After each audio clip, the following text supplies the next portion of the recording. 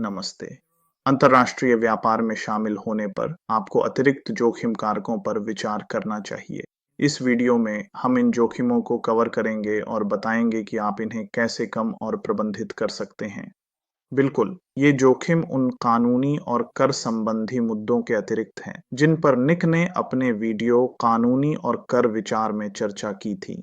तो इस प्रक्रिया की शुरुआत करने के लिए अगली स्लाइड में हम देखेंगे कि ये अतिरिक्त जोखिम वास्तव में क्या हैं। सबसे पहला जोखिम जिस पर आपको विचार करना चाहिए वह है देश का जोखिम। जब आप किसी अन्य देश को सामान बेचते हैं तो आप उस देश से संबंधित जोखिम उठाते हैं, जिसे राजनीतिक जोखिम भी कहा जाता है। राजनीतिक उथल-पुथल से नीतियों में बड़े बदलाव आ सकते हैं, जिनमें आर्थिक नीति में बदलाव, राष्ट्रीयकरण, संपत्ति की जब्ती, व्यक्तिगत अधिकारों की हानि और शारीरिक खतरा शामिल है।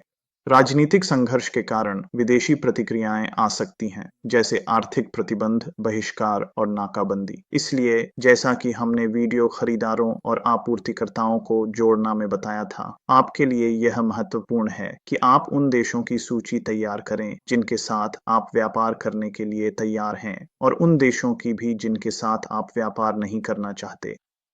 आपका खरीदार संभवतः आपके साथ भुगतान करना या अनुबंध का पालन करना चाहता है, लेकिन अपने देश की राजनीतिक या वित्तीय स्थिति के कारण ऐसा करने में असमर्थ है।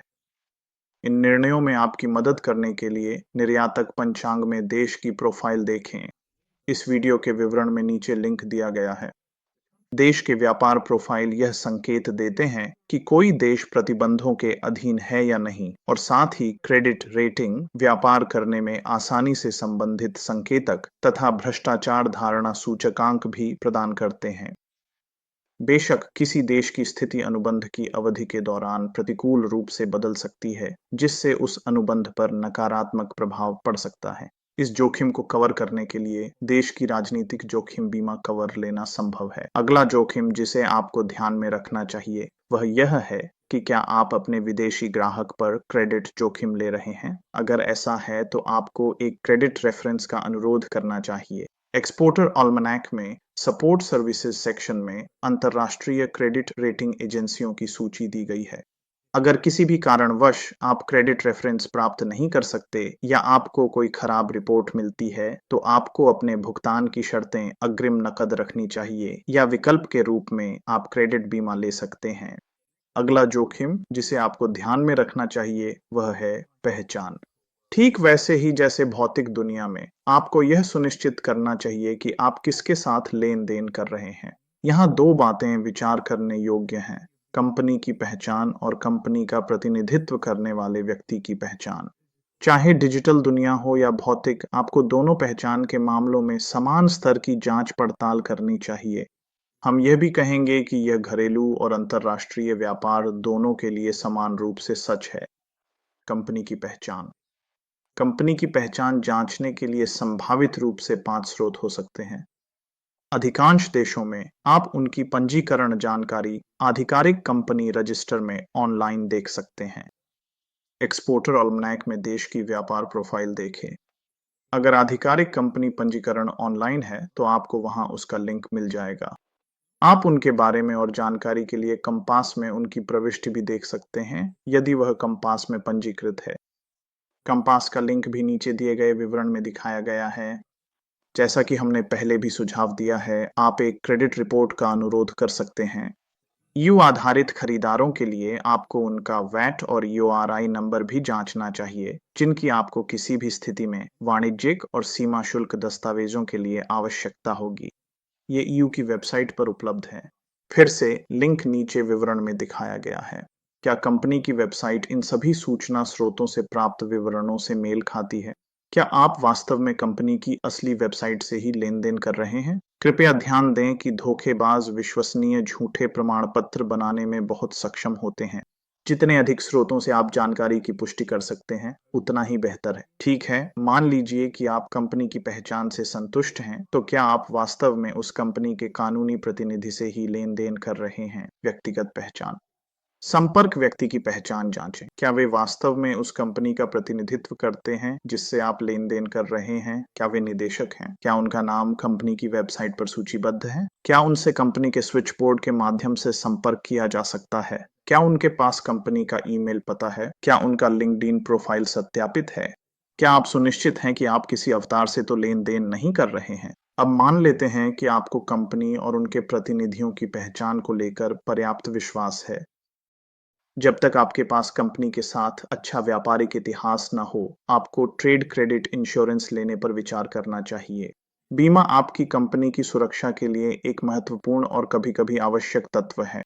इन लागतों को प्रबंधित करने में आपकी मदद करने के लिए हम सुझाव देंगे कि आप कुछ मिनट निकालकर ट्रेड क्रेडिट इंश्योरेंस के लिए प्रतिस्पर्धी कोटेशन प्राप्त करें, जो आपके द्वारा दी जाने वाली किसी भी क्रेडिट को कवर करे। इन्हें निजी बीमा कंपनियों और सरकारी एजेंसियों द्वारा पेश किया जा सकता है। एक्सपोर्टर ऑल्मनैक में सपोर्ट सर्विसेज इंश्योरेंस सेक्शन देखें। बौद्धिक संपदा यानी आईपी से जुड़े विचार।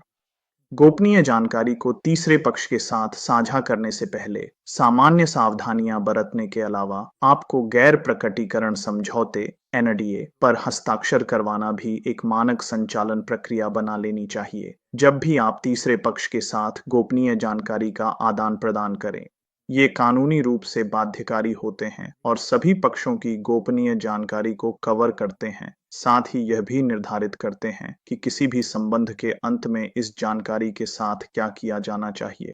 किसी भी कॉपीराइट सामग्री को वितरित या किसी तीसरे पक्ष के साथ साझा करने से पहले उस पर अपनी कंपनी का नाम और तारीख स्पष्ट रूप से अंकित करें। समीक्षा करें कि क्या आपके ट्रेडमार्क, डिजाइन और पेटेंट उन नए क्षेत्रों में भी सुरक्षित हैं जहां आप व्यापार करने जा रहे हैं। विश्व बौद्धिक संपदा संगठन WIPO की वेबसाइट पर ऑनलाइन ट्रेडमार्क सर्च करें ताकि यह पता चल सके कि आपके ब्रांड से मिलता-जुलता कोई नाम वहां पहले से मौजूद तो नहीं है।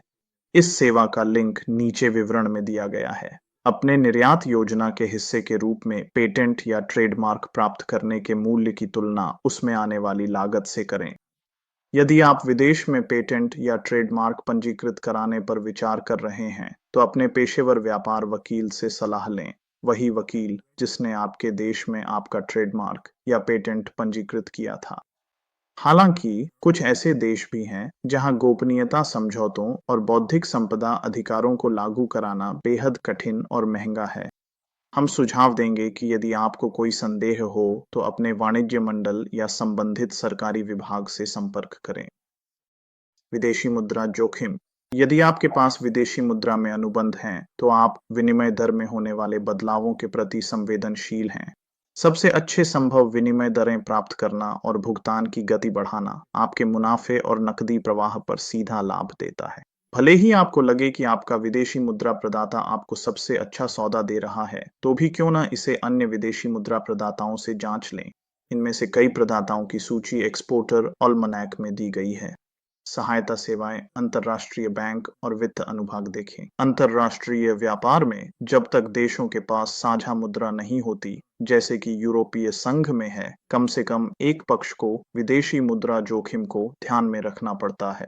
आप में से कोई एक विदेशी मुद्रा में भुगतान करेगा या प्राप्त करेगा और यह एक जोखिम है जिसे एक लागत पर कवर किया जा सकता है, जिसे कीमत में शामिल किया जाना चाहिए। बेशक ऐसे परिदृश्य भी होते हैं जहां आपूर्तिकर्ता और खरीदार दोनों ही अनुबंधों को ऐसी मुद्रा में करते हैं जो दोनों के लिए विदेशी होती है, जिससे दोनों को जोखिम उठाना पड़ता है।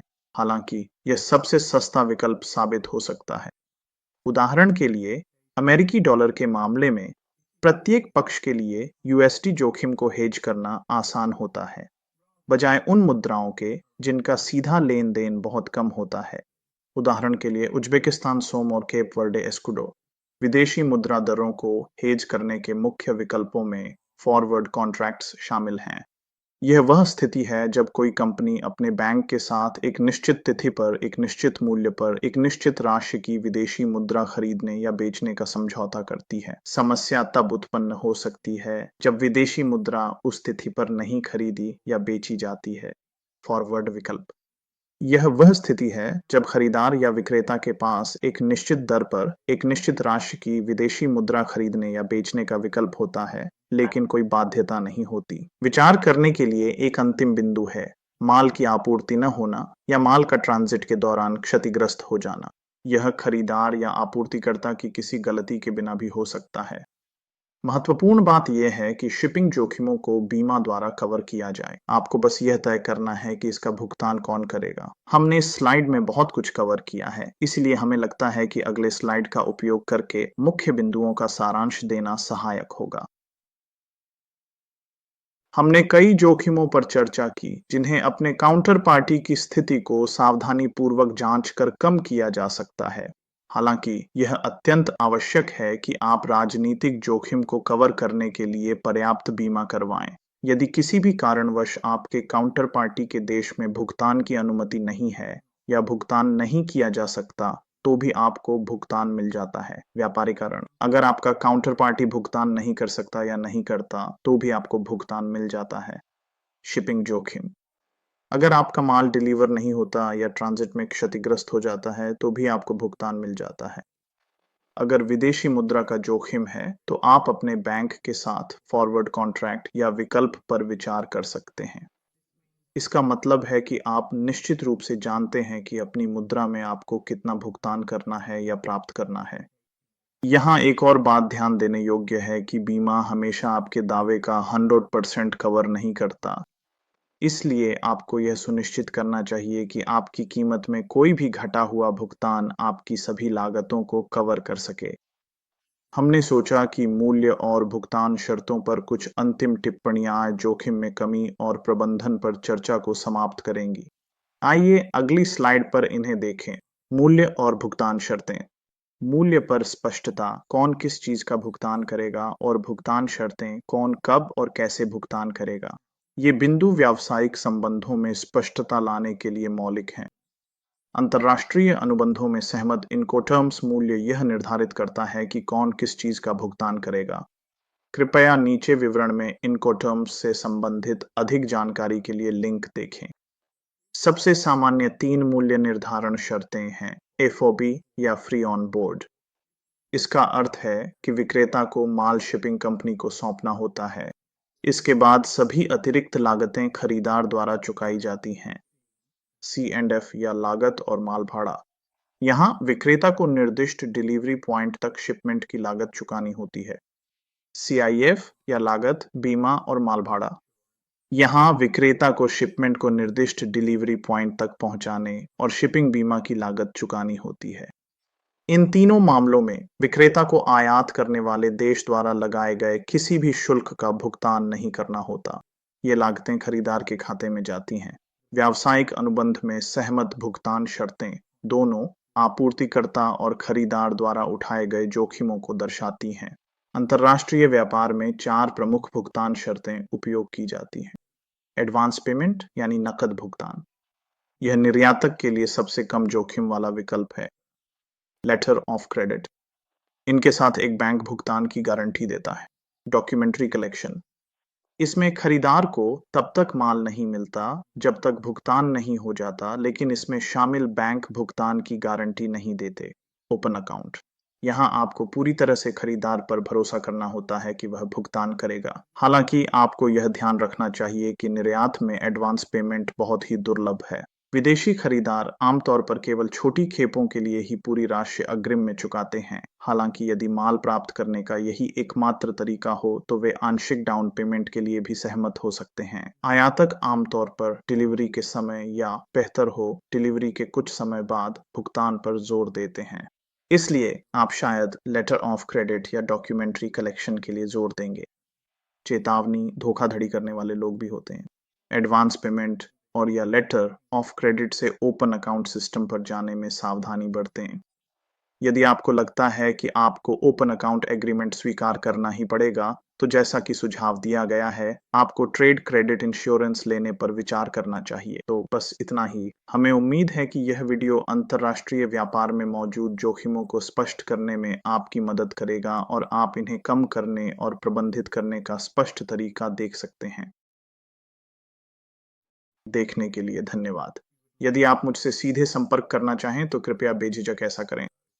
हमारी वेबसाइट और मेरा ईमेल पता इस स्लाइड पर और नीचे दिए गए विवरण में है। अगर आपको यह वीडियो उपयोगी लगा हो तो कृपया इसे लाइक करें और हमारे चैनल को सब्सक्राइब करें ताकि आप अंतर्राष्ट्रीय व्यापार की संभावनाओं को बढ़ाने के और भी सुझाव पा सकें। स्क्रीन पर दिए गए सब्सक्राइब लिंक पर बस क्लिक करें। इसमें कोई खर्च नहीं है। अगर आपको लगता है कि आपके जानने वाले किसी को इसमें रुचि हो सकती है, तो कृपया यह लिंक उनके साथ साझा करें। अगर आप अगला कदम उठाने के लिए तैयार हैं, तो प्लेलिस्ट में अगला वीडियो देखें। यह यहीं लिंक किया गया है।